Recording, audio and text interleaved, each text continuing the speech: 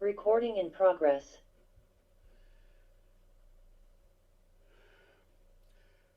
Right, good morning everybody. It's about 10:15. Good morning, Mark. Good morning, Phil. Thank you.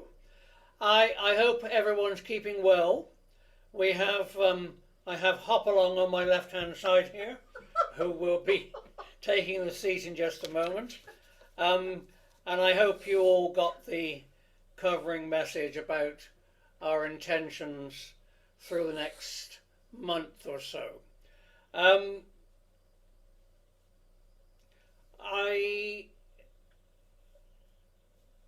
may have another thing to say before the end. I'm still trying to work something through. But for the moment, I shall move chairs and let Judy take over. Would somebody say that you can see me in full screen? Yes, no problem at all, Mark. Lovely. Thank you, Jonathan. I'll move so Judy comes in.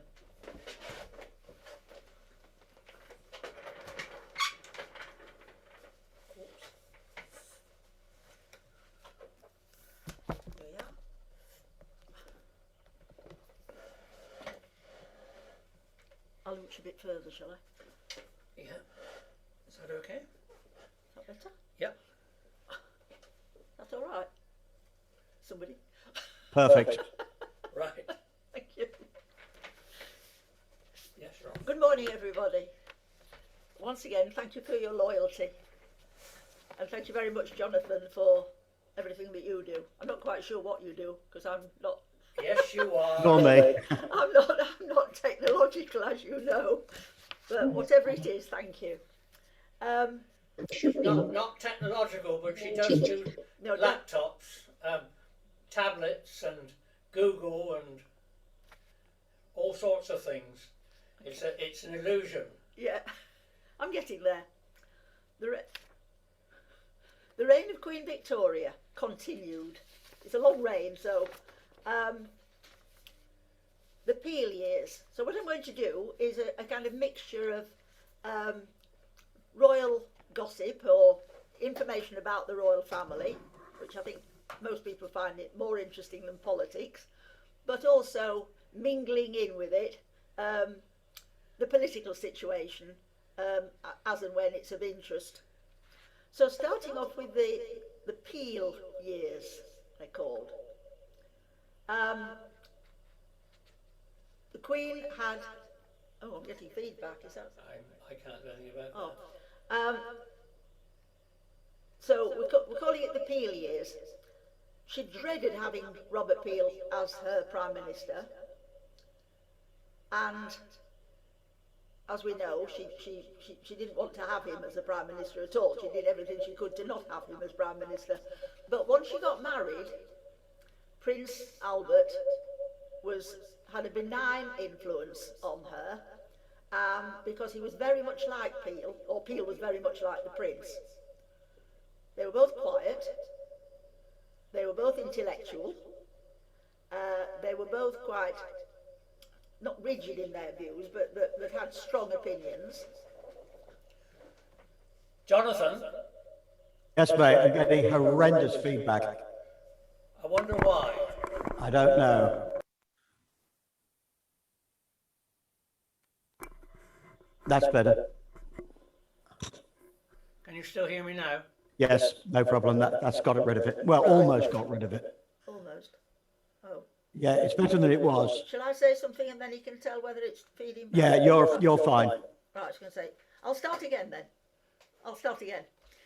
Right, so Queen Victoria had not wanted Robert Peel to be her Prime Minister because he was shy and nervous and ill at ease. It made her feel exactly the same because she wasn't confident despite what people thought.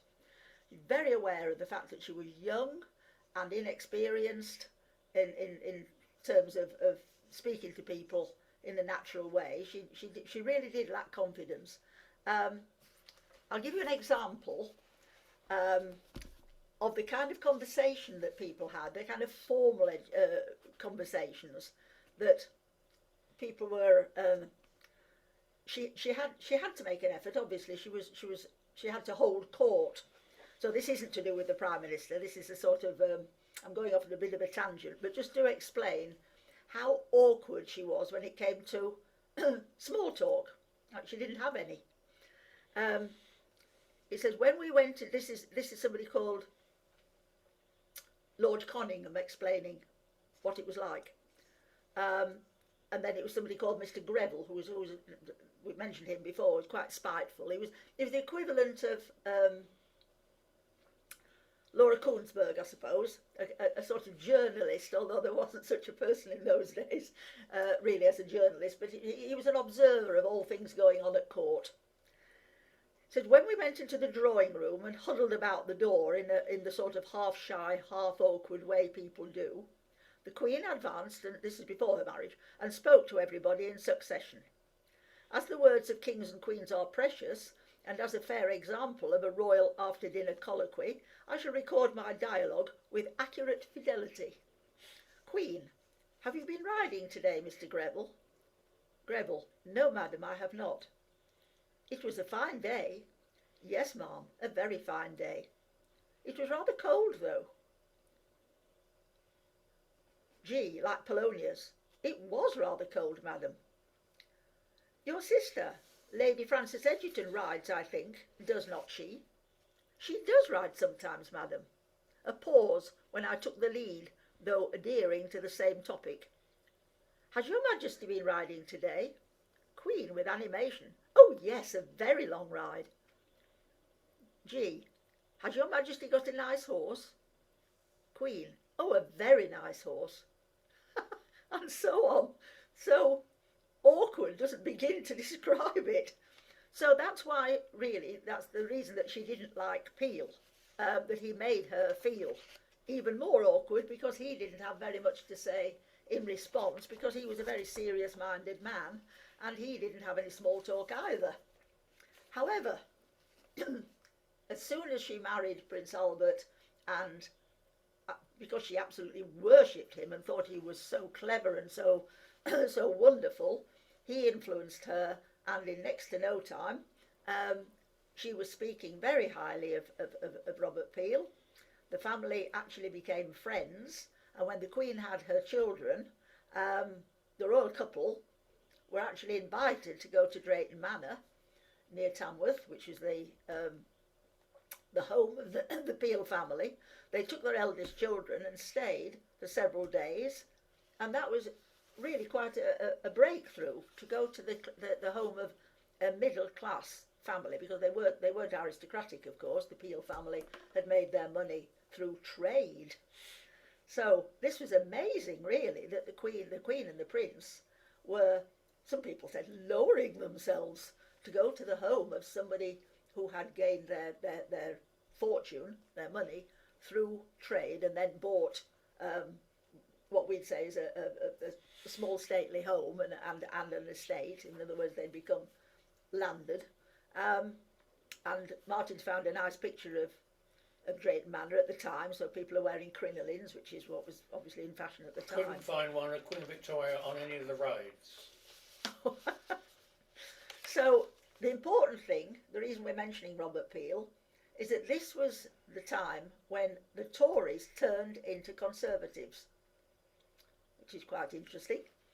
The word Conservative means to conserve, to keep, to save, and it comes from the Tamworth Manifesto of 1835.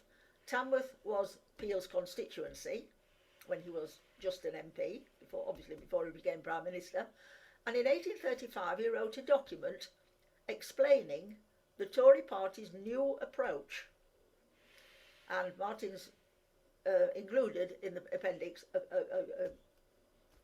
you've actually got the whole Tamworth Manifesto, which I must admit I'd never read in its entirety. The important part is where he says the government, if the Tories, as they were called then, got into power again, they would conserve what was good in the British Constitution and reform proven abuses. That's the important bit, that they, until then, they had been seen, the Tories were reactionary and certainly didn't believe in reform. They thought reform was opening the door to revolution and all kinds of dreadful things. And so what Peel is doing is almost a kind of quiet revolution. He's saying that the party is willing to undertake reform when it's proved to be necessary. But the Conserve bit was the reassuring part, that they weren't going to start reforming absolutely everything and turning everything upside down. And this became popular with the electorate, so it wasn't just the constituents in Tamworth that read this manifesto. It became a party manifesto, and that's when the Tories turned into Conservatives. Then we've got the Corn Law controversy, which was as divisive as Brexit at the time, resulting in the Conservatives dividing into two warring parties, two factions as they were called. The ones that were in favour of repealing the repressive corn laws and bringing down the price of bread, allowing foreign corn into this country, allowing competition, and the protectionists, the opposite, they wanted to keep foreign corn out of the country, which meant bread prices remaining high. Bread prices particularly affecting the people who had moved from rural areas into the rapidly growing industrial towns and cities. They hadn't got gardens, they hadn't got any land, they couldn't even grow vegetables because they lived in back-to-back houses that hadn't got any land at all. So they had to go to the shops and pay whatever the shopkeeper was charging for a loaf of bread. And that's why it had become a major issue. So the Conservative Party divided over this issue, and obviously that let in the Whigs again. Eventually the Whigs turned into the Liberals. So by the end of Victoria's reign we've got Conservatives and Liberals, no Labour Party. I just have to emphasise this with my A-level candidates, that they thought that the Liberals it was just an old-fashioned name for the Labour Party, and I had to keep saying no. The Labour Party didn't actually emerge until the very end of Victoria's reign, and even then it wasn't really called the Labour Party. They had other names for it. It was only much later, in the reign of Edward VII, that an actual Labour Party developed. So the next thing to happen, by which time Peel was out of power, he had to he was voted out of power as a result of the Corn Law controversy, and the Whigs came back. Now 1848 is a key year in Europe and in this country. It's called the Year of Revolutions. Violent unrest in many parts of Europe.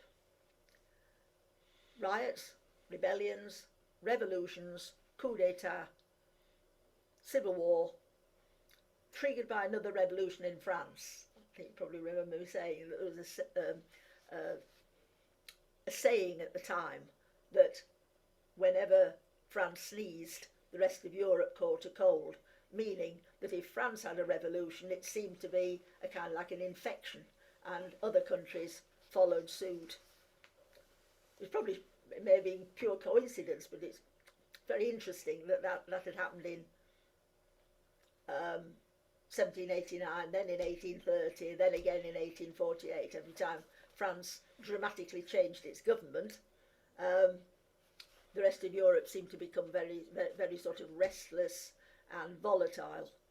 And the Year of Revolutions really frightened politicians in all countries in Europe. Violent unrest. So we were heavily involved because Louis Philippe, known as the Citizen King, was replaced by a nephew of Napoleon Bonaparte, who later became Napoleon the Emperor, Napoleon III. And Louis Philippe and his family took refuge in Britain, which is a great compliment to the Queen and Prince Albert. They had been on a visit to France, the first visit to France since 1520, since the probably remember the Field of the Cloth of Gold in the reign of Henry VIII. France had been our enemy, so we hadn't been, royalty had not been spending time in France. They hadn't been going on state visits to France. So when they did go to France, that was in a way a sort of quiet little revolution, that our royal family went to France and had a wonderful time. The Queen got on very well with Louis Philippe and his wife, and full of praise for the French. So when poor Louis Philippe was driven out of his palace and driven out of power, where did he decide to take refuge? And they really were refugees. Decided to come to Great Britain. And the Queen, of course, took pity on them and gave them Claremont House to live in, and felt grateful that they trusted us enough to want to take refuge with us. So it is a great compliment, which it was. And she claimed, nobody knows whether she was right or not in this claim, that the reason that we didn't have a revolution, when all the other countries seemed to be in turmoil, was because of the wonderful example that she and the Prince had given to the nation of a wonderful family life, that they weren't extravagant, they weren't spending money like water. It wasn't a sort of Marie Antoinette situation where the royal family were despised and loathed because they were spending so much of the taxpayers' money. She took the credit, or very much gave her husband the credit, for having established this wonderful family. The royal family were an example, role models for everybody to copy, that they were behaving so well, a harmonious family life which they had promoted in pictures and photographs and news, that they had simple pleasures and they were well loved. Plus the fact, of course, she was a constitutional monarch, and therefore there was no need for violent republican revolution in this country. We'd had our revolution when we executed Charles the First in 1649. Much of what she said was probably valid, but there was discontent, and that was expressed in the rise of Chartism, a powerful republican reform movement. The Republican side was actually played down because initially it was simply asking, it was the working classes asking for 6 reforms to take place to give them a say in politics. Obviously, in that period, MPs were not paid, and there was also a qualification that they had to own property in order to become an MP. And obviously, that meant that the working classes weren't in with it. No way that a working class candidate, they weren't even allowed to be a candidate. They wouldn't be chosen. There were also other problems. There was an open hustings form of voting. So when there was a general election, the hustings were often on wheels, so they could wheel it in, or they sort of, the carpenters came and built a wooden platform with steps going up one side and steps going down the other side. And on the platform would be 3 tables. There'd be a table for in the middle for the teller, the person that was going to count the votes, and then you recorded you walked up the steps in front of everybody. There were probably hundreds of people watching. You openly recorded your vote. You went to one of the tables and said, I'm voting for the Conservative candidate, and then you walked across the platform, and then you went down the steps on the other side. So totally open, in front of lots of people, you recorded your vote. So if you'd been bribed and then you didn't follow up on, you didn't vote for the right candidate, there was a kind of gang waiting for you on the other side of the steps, sort of take you somewhere quiet and beat you up because you hadn't followed through. They had probably bribed you, not with money, but with food, drink, promises of various kinds, the future, you know, a job. And so they were very indignant if people changed their minds at the last minute and didn't follow through, or had been taking bribes from both candidates, which often happened. It was a good opportunity to get lots of free beer and lots of free food, pies, all sorts of nice things were offered as a vote for us. So this new group of people were suggesting very powerfully that there should be a secret ballot, which we're so used to. Can't imagine any other method of voting. But they wanted to replace the open voting system, which was open to abuse of various kinds, and replace it with a secret ballot, which is what we have, of course. Equal electoral districts, because the system was so ancient, some constituencies were very tiny, others were enormous, like the Shire constituencies needed to be divided up. Yorkshire was enormous, Rutland was very small. And I won't use Yorkshire as an example, Lancashire. Yorkshire did have, the 3 ridings had MPs. I shouldn't have used Yorkshire as an example, but a large county like Lancashire compared with a little county like Rutland, and they sent the same number of MPs to Parliament. That didn't seem right either. So this group of people, these were called Chartists because they had a charter.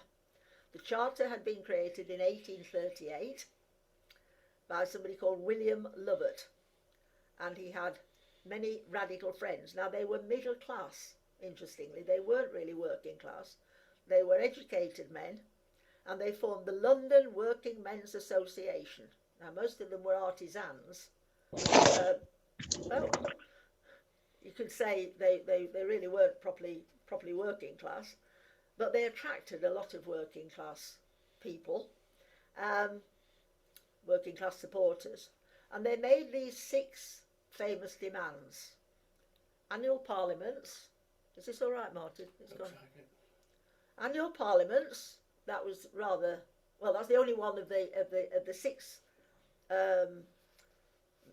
The 6 things, the 6 demands that hasn't been accepted, because what it would mean we have a general election every year, if you can imagine that.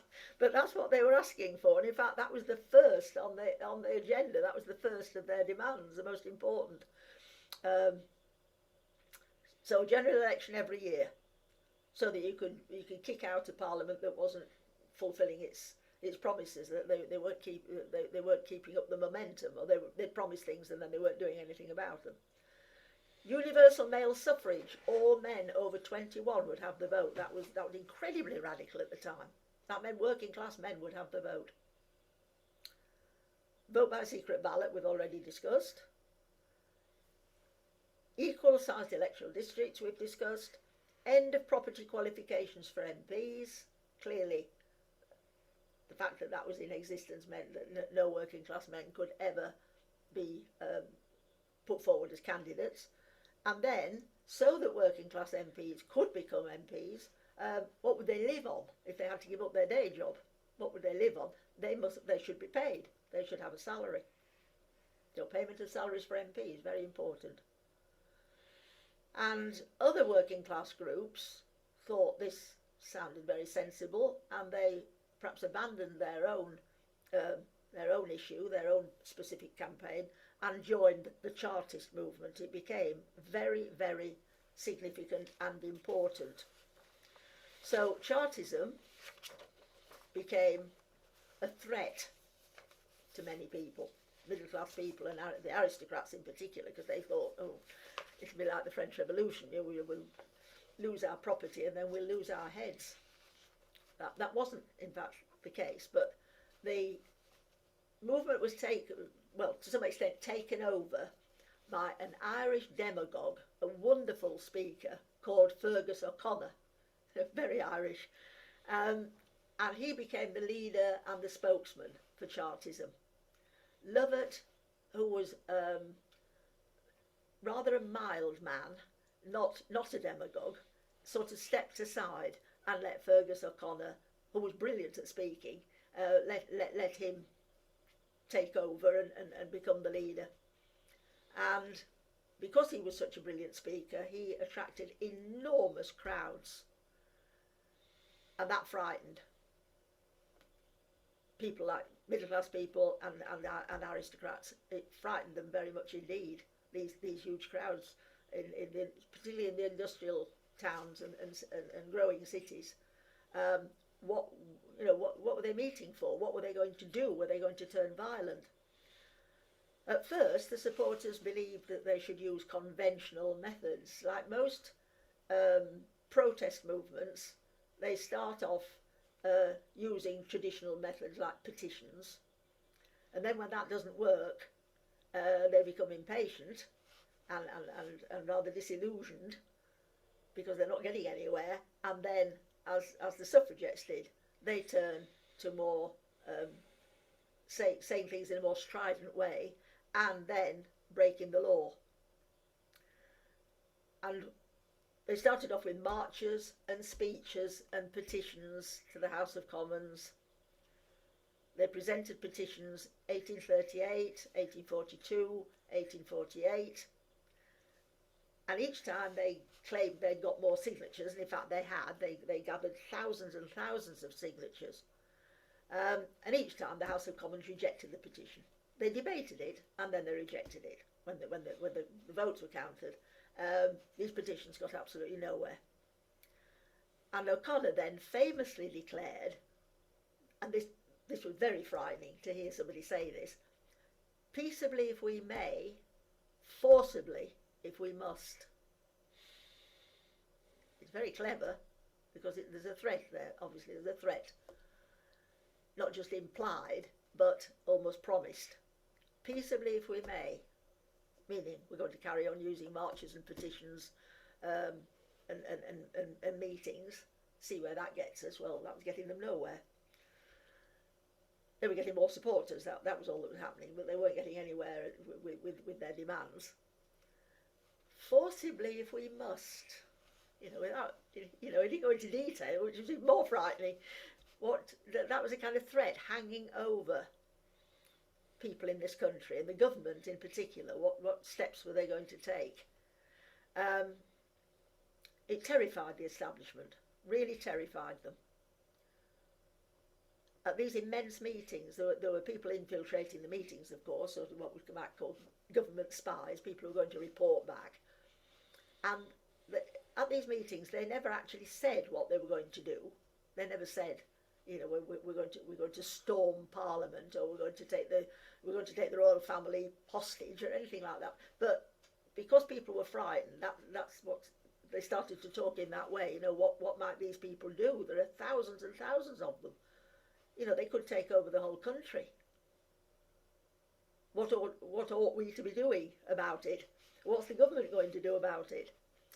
Now, by 1848, when the rest of Europe was in turmoil, it seemed even more important that the government should do something about Chartism, because it very much looked as though we were going to have a revolution as well. Perhaps hard for us to imagine that, because we think of the Victorian period as a very successful time when we built our empire and we were at peace and we were trading with the world and becoming prosperous and the leading country and got the wonderful navy and so on. Really very proud of ourselves. But in actual fact, 1848 was a very frightening year. Ordinary citizens very afraid of a working class uprising and the working classes taking over. And it all culminated in the Great Petition of 1848.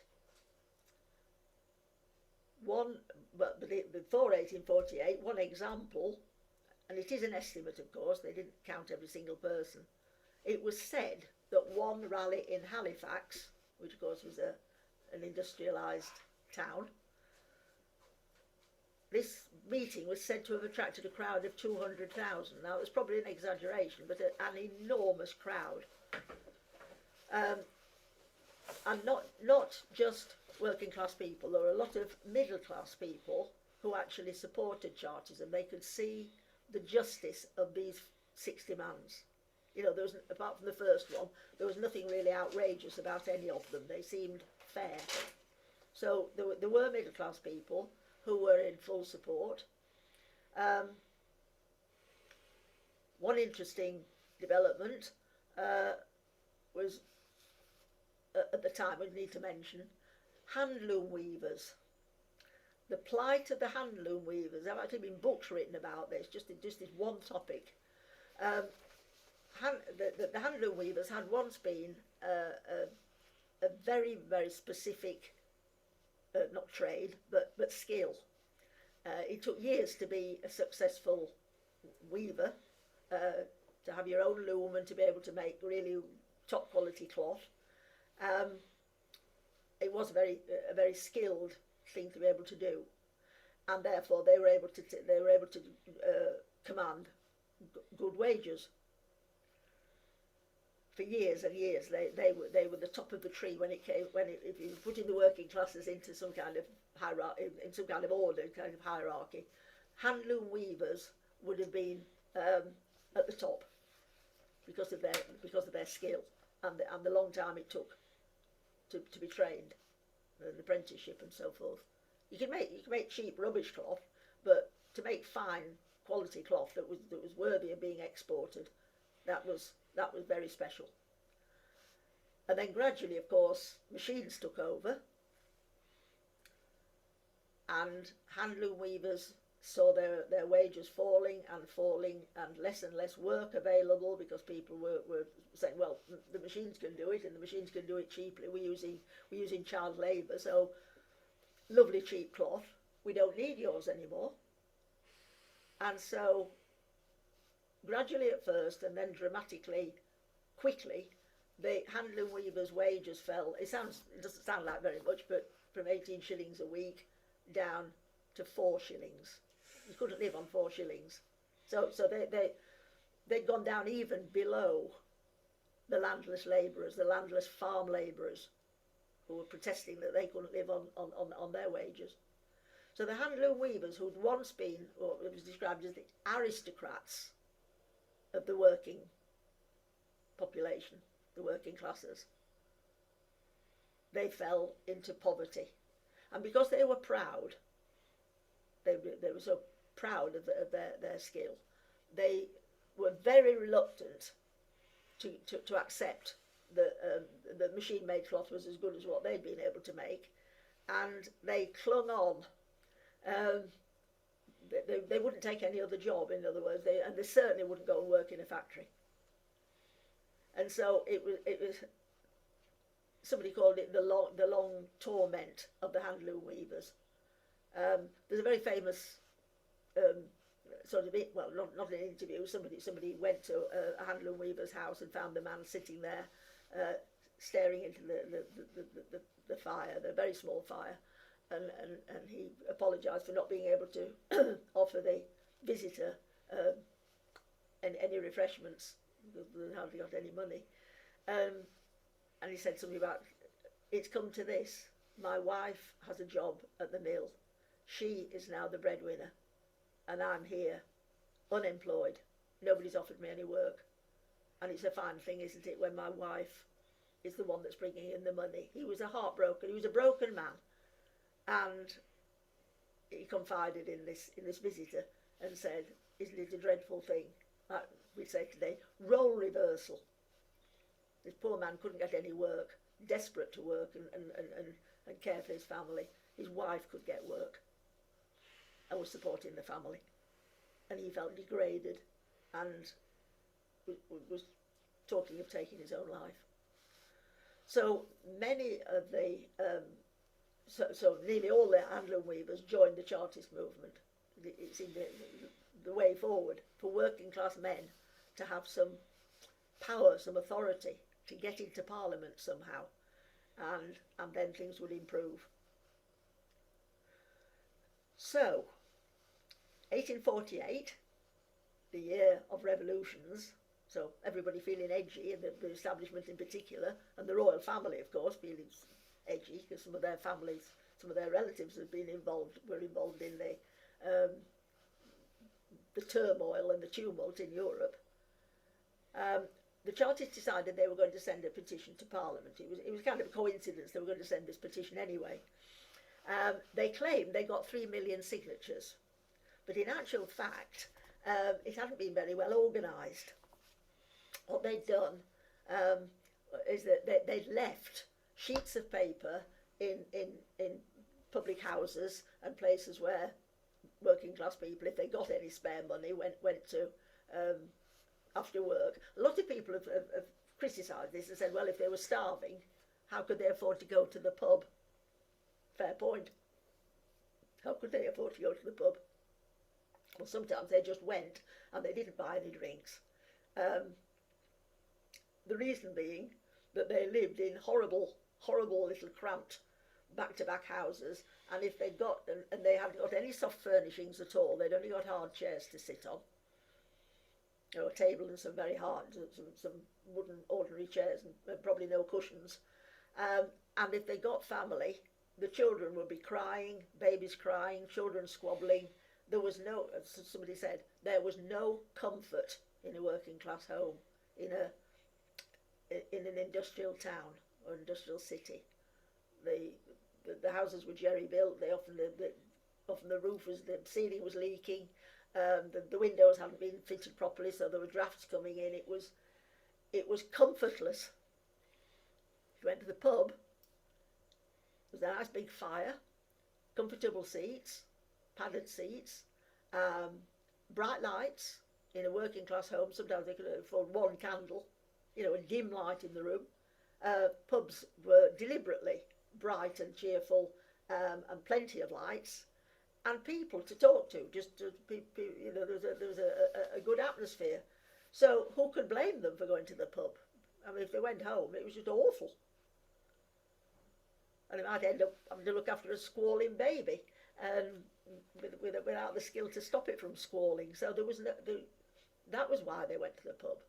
Maybe a friend would treat them to a drink, or maybe they would just sit on the comfortable seats for a while. So it wasn't true that they were spending all their money. Of course, some people were. Some of the working classes were being well paid, and they did spend a lot of money in the pub. And the wife would send one of the children sometimes to sort of haul father out of the pub. That was a common side, to choose the prettiest or cutest of the children to go and persuade father to not spend all his earnings down at the pub. But that wasn't true of most of the Chartists. That wasn't true of the Chartists. But what they'd done with these petition sheets, they'd just left some blank sheets of paper in the pub and asked the landlord if he would publicise the fact that these sheets of paper were there. And so there hadn't been any supervision. Big mistake. There should have been somebody there inviting people to sign and watching what they wrote. Because when they looked at the signatures, when they did finally present this petition, they took it in taxi cabs. It was so huge, pages and pages had been all put into books to take to Parliament, and that was made into something very dramatic, having to put them in these horse-drawn taxi cabs. Unfortunately, when they looked at the signatures before the debate, they found a lot of forgery being taking place, and there were lots of jokes. There were lots of jokey names like Queen Victoria, Prince Albert, and the Duke of Wellington. Somebody with a sense of humour, because he was the most reactionary. He'd been Prime Minister for a time, and he was very, very reactionary. He didn't believe in any reform at all. Once you opened the gate to reform, the working classes would take over. It would be the end of civilization as we knew it. He was absolutely against reform. So that was somebody with a sense of humour had put the Duke of Wellington's name. And then there was Mr. Punch and Pie Face, which was a Victorian insult, pie face, and there were other jokey names, and that was a disaster because it made people think that the whole thing was frivolous and hadn't been organised properly. So that they should have checked, and they didn't.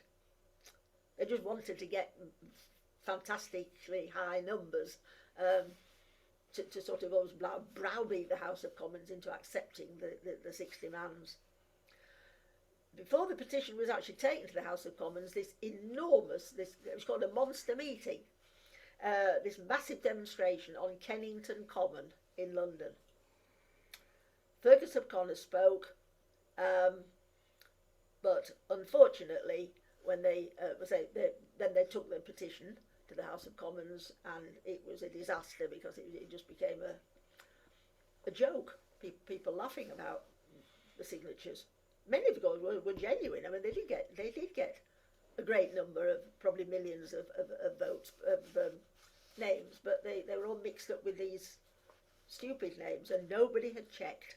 Nobody had gone through crossing out the silly ones. So this great meeting had been flagged up for some time, remembering, of course, that most of the people there were illiterate, so the advertising wasn't in writing. It was people actually proclaiming, street corners, shouting. So obviously the government knew what was being planned, and the government had taken steps. The government was very worried about what was going to happen. The royal family were very worried. Queen Victoria was hysterical, convinced that this was going to be a revolution. So the government had brought in an enormous security system. Police brought to London from the provinces, thousands of special constables sworn in, and thousands of troops, literally thousands of troops, redeployed and positioned hidden on the London bridges, because that was what they thought revolutionaries would do. They would take the bridges. And the Bank of England's walls were reinforced, because that was another thing that revolutionaries did. They take over the financial system. So the Bank of England got very twitchy indeed, and so the government spent money on reinforcing the walls in case they used the sort of battering ram technique to get into the vaults and take the money, take the gold, which had happened in other countries, in other revolutions. So the government had acted swiftly and effectively, but in fact they didn't really need to, because on the day it was rainy. You might say, well, so what? Well, so what was that we're talking about working class people who didn't have waterproof clothing. When they got wet, they often got chills, and that could lead to pneumonia, or certainly being ill for a long time, and who was going to earn money, and it was a disaster if working class people got ill. And of course, if you get wet through and you can't change your clothes, then you are likely to be ill, possibly with a fever of some sort. It would be a disaster, the wage earner being out of commission. It's hard for us to imagine how near to destitution people were in those days. We are so lucky now, we don't even think about it. There are so many things that, to help now. The sort of welfare state steps in. Well, it didn't in those days. There wasn't a welfare state. It was a workhouse. So the rain was actually an important issue. Many people stayed away, of course. They didn't, when they saw the weather, they didn't go to the great meeting. But also, O'Connor was ill, although he spoke very impressively, and he told the assembled crowd to go home when he heard about the preparations that had been made and the fact that troops had been brought into London. The last thing he wanted was for these aforesaid troops to attack these unarmed working class people, because it happened throughout history and of course people were remembering what Peterloo, that unarmed people that had just gone to a meeting were cut down by the armed militia. That had a profound effect on the government. Nobody wanted that to happen again. So O'Connor actually gave instructions for the assembled crowd to go home peaceably, to avoid arrest, or to avoid worse than arrest. And they obeyed. An amazing thing. They obeyed. They went. But as a result, of course, he lost his authority. He had become an MP for Nottingham, the only Chartist to gain a place in the House of Commons. In 1859, interestingly, the council in Nottingham were asked if they could provide a statue to O'Connor, and they agreed. So talking of statues, you could say, well, you could take sides whether he deserved the statue or whether he didn't. There is a statue in Nottingham of Fergus O'Connor. The 6 reforms demanded by Chartism, apart from the first one, have all been accepted, but over a long period of time. So this was an O-level question and an A-level question. Did Chartism fail? Discuss. The answer, of course, is yes, it did. At the time, it did fail. It failed in all its objectives. But what does failure mean? It might mean immediate failure, yes, but they had raised awareness of the weaknesses in our constitution. They had shown that the working classes could organise a huge event. They'd also proved that working class people didn't get out of control as readily as most people thought. That when O'Connor told them to go home, they went home peacefully. They didn't attack buildings in London as everybody had feared. I mean, a lot of shops had put up not just shutters, but put again defence, some kind of defence mechanism, because they thought this crowd were going to go berserk, and if the petition was rejected, which of course it was, they would go mad and take over London by force, and that had been proved completely wrong. Many diverse groups accepted that the Chartists were talking a lot of sense in their 6 demands. So trade unions, Methodists, interestingly, free traders, anti-poor law protesters and various radical political groups took the Chartist demands on board. So it wasn't really a lost cause. Chartism itself died in 1848, but the idea of giving political power to the working classes didn't die. It went on through the 19th century, and little by little, the 6, not all of them, of course the first one has never been accepted, but the other 5 demands were gradually accepted and became the law. What had the royal family been doing? Well, because the Queen had become hysterical, she'd had a baby only 3 weeks before the great meeting at Kennington Common. They didn't need much persuading. The government suggested that they should leave for Osborne House, so that was on government advice. The Queen believed her daughter would be unusual because she'd been born in this unusual year when Europe was in chaos, and we'd been close to it, or it seemed as though we'd been close to it. You know, with the benefit of hindsight, we know Chartism wasn't really much of a threat, but at the time it seemed to be, and that's really what's important. It seemed to be very much a threat. So they went to Osborne House on the Isle of Wight, and the baby, of course, went with them, with a nanny, and she did prove to be unusual, Princess Louise. Interestingly, she was called after Louis Philippe's wife, who had been Queen Louise of France until they were kicked out in 1848, and she was invited to be godmother. That was a nice gesture. You know, our traditional enemy, France, ex-queen being invited to be godmother, and the baby being called after her, Princess Louise, which of course is a French. I think the queen was actually Belgian, but a French name, interestingly, where all the others had a slightly Germanic name. So Princess Louise was unusual.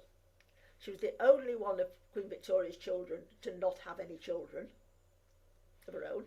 No, didn't have any children. She was the only one to marry a commoner. She was the only one to have she could have earned her own living. She could have been an independent woman, had that been possible then, because she was a very, very talented artist and sculptress. Many of her sculptures have survived. She really was very, very talented indeed. She submitted work to the Royal Academy anonymously, and it was accepted. So there was no question that she was being favoured because she was royal. The marriage was unhappy. She insisted on not taking a German prince, which her mother was kind of waving, well, not prince, a duke, waving various likely people in front of her daughter. Not at all. She wanted to marry, she wanted to choose somebody independently, which she did. She chose a Scottish nobleman, the Duke of Argyll. Later he became Governor of Canada, and Louise went with him and made a great impression, and a good impression in Canada. Unfortunately, the marriage wasn't successful, not just because they didn't have any children, but because he was actually homosexual, but obviously in the closet. She then became very difficult, very difficult. They parted company, the marriage failed, but they couldn't get divorced, of course. And,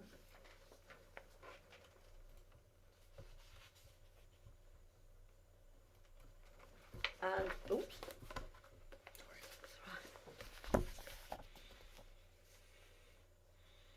Louise became really difficult. She turned up to all kinds of royal get-togethers. The Queen was very keen on keeping her grown-up children as a family, and they had photographic evidence of the number of times that she insisted on them all turning up to Osborne House or Balmoral. They dreaded Louise turning up because she was so spiteful. She had a really nasty way of talking about her siblings. A gossip monger and quite malevolent. On the other hand, she had many friends and admirers in the artistic and cultural world, and actually did a great deal of good in that realm. So we're looking. I'm going to read some examples of the Queen's attitude to children. I think you probably know that she was famous for not liking children, despite having 9 of her own. So I'm going to read some of the examples. I'm also going to read something to prove that she talked about their marriage as if it was just blissful. The marriage was just wonderful, and they never argued, and it was just absolutely marriage made in heaven, and a role model for everybody in the country. But in fact, they did have rows. Well, she had rows.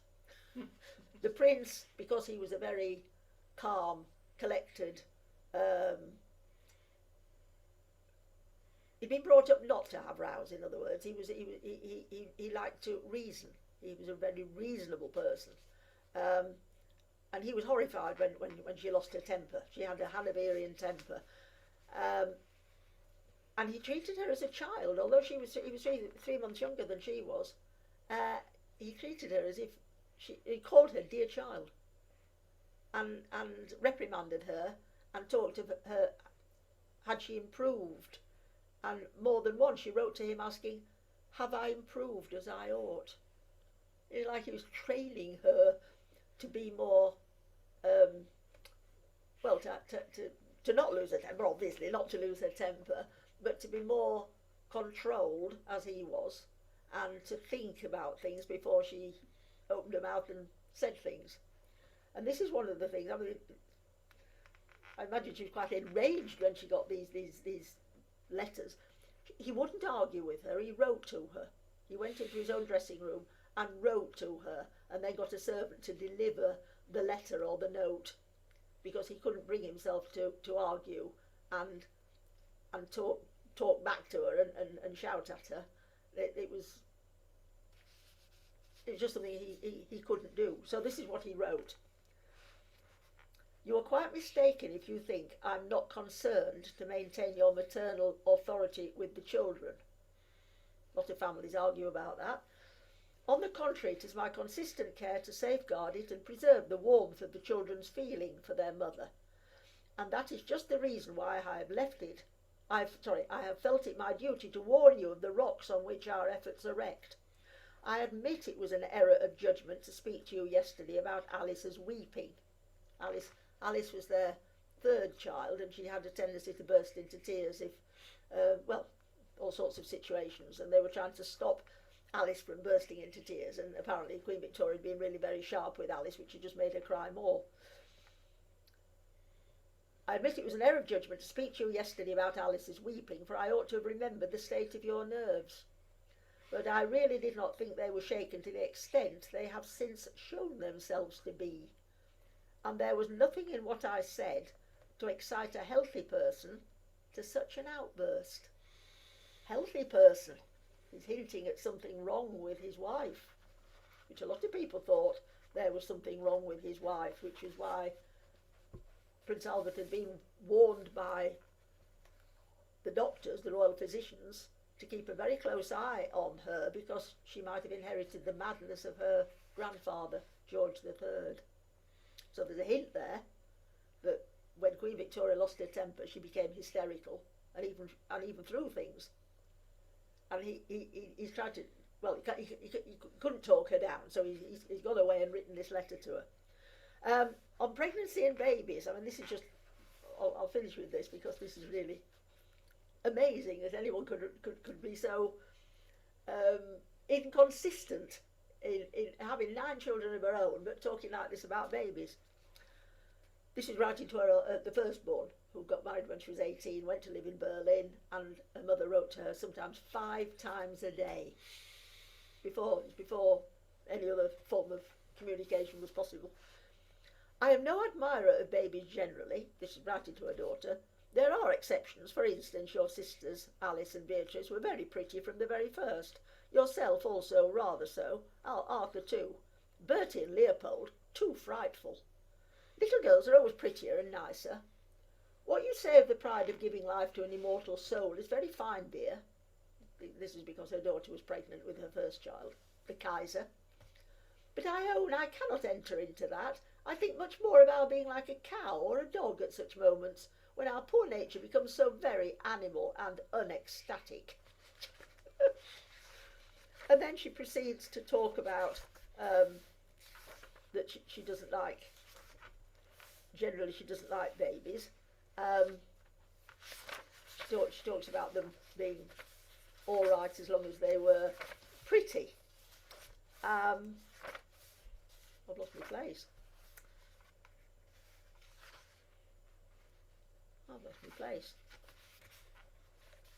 Oh dear. I did put a bookmark in. I don't know what's happened. Ah, here we are. I found it. Sorry about that. It was on the same page. She's talking here about it was 1868, so by this time she lost her husband, and she's talking about her daughter-in-law, Princess Alexandra, who's just had a new baby, her 4th. Alex continues to go on quite well, but I thought she looked pale and exhausted. The baby, a mere little red lump, was all I saw, and I fear the 7th granddaughter and 14th grandchild becomes a very uninteresting thing, for it seems to me to go on like the rabbits in Windsor Park. Another letter to Vicky. You're wrong in thinking I am not fond of children. I am. I admire pretty ones, especially peasant children, immensely, but I can't bear their being idolised and made too great objects of, or having a number of them about me making a great noise. So, it's like when you're in a hole, stop digging. It's sort of... again to Vicky, I like them better than I did if they are nice and pretty. Abstractedly, I have no tender for them till they have become a little human. An ugly baby is a very nasty object, and the prettiest is frightful when undressed, till about 4 months. In short, as long as they have their big body and little limbs and that terrible frog-like action. But from 4 months they become prettier and prettier. And then a general rule.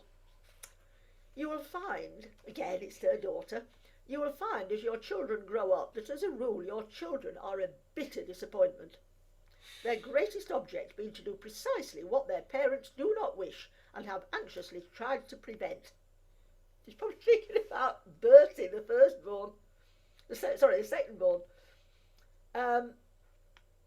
No one recognises more than I do the blessing of having children, but the anxieties and trouble, not to say sorrows, are quite as great as the blessings. Often when children have been less watched and less taken care of, the better they turn out. This is inexplicable and very annoying. So, she's finally realised that all the bossing around that she did and the attempts to control her adult children, that it simply is a waste of time. It simply doesn't work. But it's so funny the way she's sort of talking about babies in this sort of abstract way and saying that she really, I do like them, and then proceeding to prove exactly the opposite. So a very strange lady. Martin and I were talking before we started about how inconsistent she could be without ever realising. And of course, when she lost her husband, he had certainly had a controlling effect on her and a controlling influence. When he died at the age of 42, she was then able to just express all her strange ideas, and there was nobody to correct her. That was the problem. Nobody was challenging her, and so she was able to just say whatever she liked without any dispute. Even when her children did try and control that side of her, they got absolutely nowhere, and that was the response. Of course, they don't turn out at all how you want them to. They're not sort of lovely and obedient. That's what she wanted. She just wanted children who did absolutely everything she told them to do. So next time we'll do a little bit more about their married life, a bit more about and what happened, the death of Prince Albert, and a little bit more about mid-Victorian politics. Thank you for listening. Judy, just one thing you were also saying before we started, and that was just how Germanic she was as a queen. She was... Do you want me to say that? Yes. Oh, yeah. Martin and I have been talking about the Queen and how Germanic she was.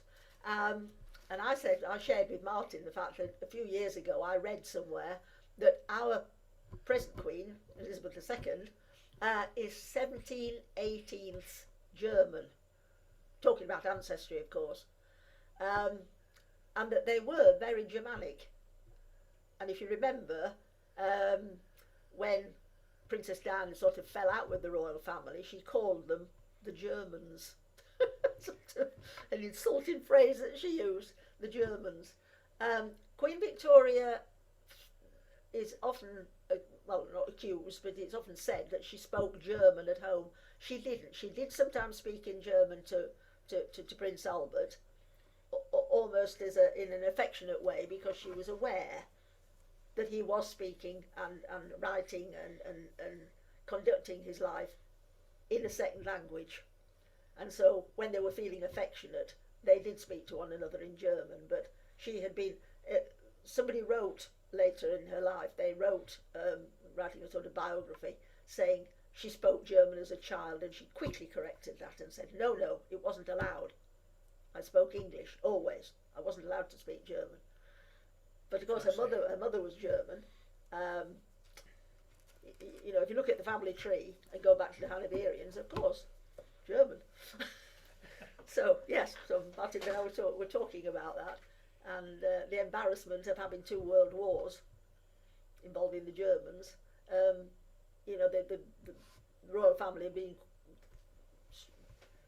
anxious to sort of play that down, really, and that's why they changed their name in I think it was 1917. I'll check on that. That the government suggested to King George V that it might be a good idea to change the surname from Saxe-Coburg-Gotha, which had come in with Prince Albert, to something more English. And they debated about what to call the royal family. And one of the courtiers, one member of the establishment, came up with Windsor, and most people agreed, and the king luckily agreed that that was a good kind of compromise, because all sorts of suggestions were made, using dynastic names like Lancaster or York. So Windsor was a really good name, and that caught on and has become the accepted surname of the royal family. We forget that their real name is Saxe-Coburg, so Prince Charles ought to be Charles of Saxe-Coburg-Gotha, but he isn't. Charles Windsor. Thank you for listening. Thank you, Judy. Thank you, Martin. Thank you, Judy. That was brilliant. Thank you. Oh, sorry. Oh, dear. There we are. Sorry, I can't move when it does this. Judy's stuck for a minute. I